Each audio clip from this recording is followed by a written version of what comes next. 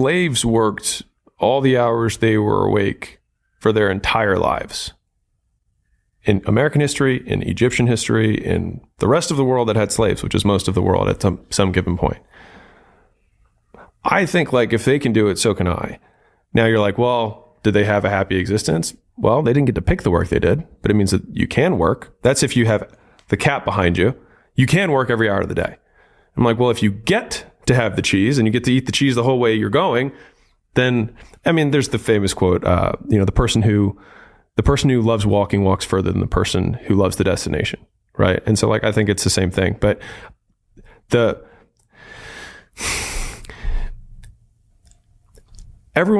many people want to project their idea of what they think your life should be like onto you. And it's just completely irrelevant. It just doesn't matter. Like if all I did, if I weren't married, right? Because people are like, okay, well, he is married and like I am in shape, but I also just like working out. But if I didn't have either of those things and all I did was work all day, more people would talk about the work-life balance thing for me than they currently do. And who cares? I fundamentally am like, you are going to die and you're not going to matter. And I'm going to die and I'm not going to matter. So why do I care about what you're going to say when you're not even going to show up to my funeral? Who gives a shit? What is it that you're taking an enjoyment from then? The one step deeper than this, there is something that you're optimizing for. Oh, I love the reward. What reward? The micro rewards I get every day. Like of operating a business. Of all things business related. Yep. So I love writing the book about business. I love talking to my editor about what we're changing. Oh, that's a really way better way to say it, right? Or I like tweeting about the thoughts that we have. I love doing discussions like this because I talk about my favorite topic, which is business for the most part. And I actually am pretty averse to punishment. I've learned that about me. Like, I do not like it. And when I say punishment in the formal sense, like things you don't like, right? And so like, I avoid them like the plague. I don't do them. And so I just do as many of the things I can that reward me as frequently as possible. But from the outside to a lot of people, that looks like punishment. Right. Yes. Interesting. How can someone cut through societal expectations, the ways they've dealt with past trauma, expectations from parents, all of the things that aren't their thing? Yeah. How can somebody, because what you've done, again, axiomatically, a priori, this is the thing I want to optimize for. How do people find the thing that they want to optimize for? I don't have a thing. Alex, That's fucking great for you with your business. It just happens to be something else that's at the intersection of making a shit ton of money. Yeah.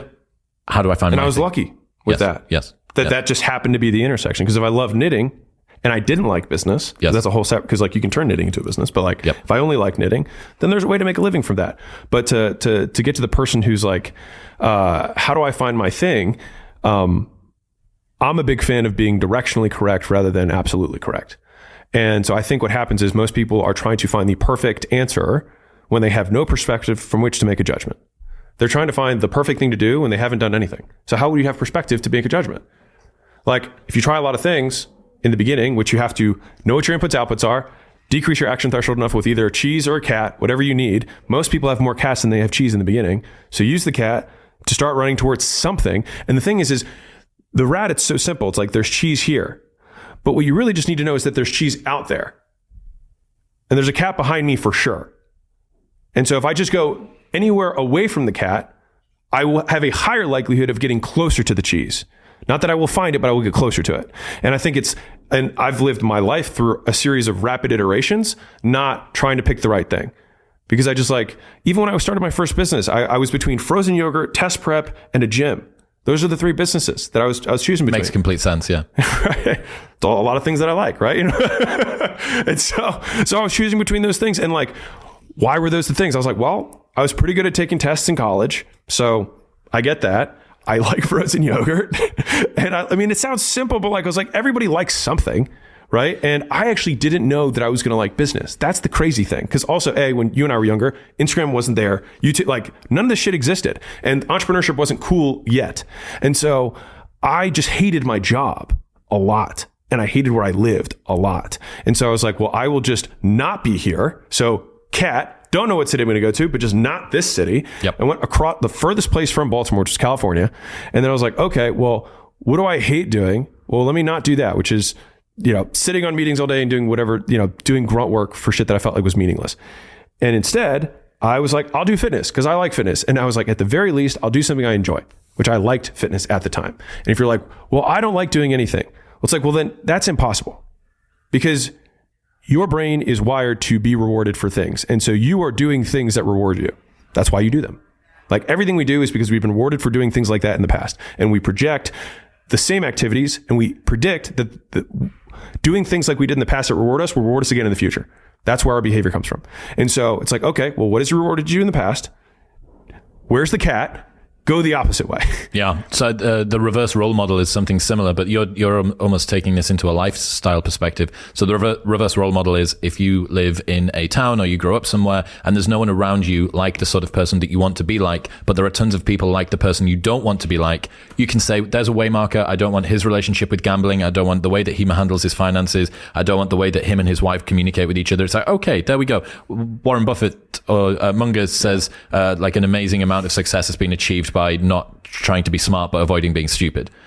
So there's your waymarkers there. But what you're saying is that this is almost like a abstracted lifestyle version of this. These are all of the things that I hate to do.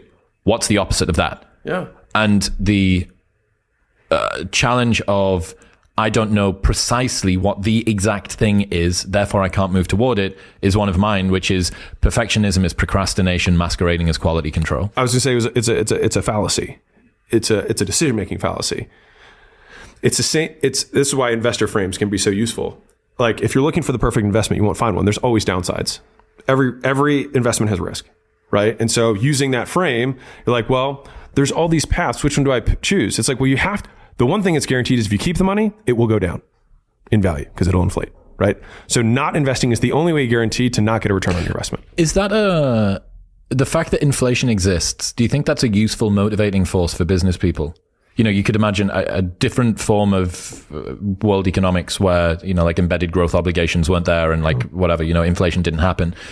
Do you think that sort of motivates people to actually be like, oh, fuck, like I need to do something with this money. I can't just sit and leave it in the bank. I think it would motivate investors. Yes. More, yeah. Yep. But I mean, the business people would just like probably keep more coins in their vault and just keep transacting.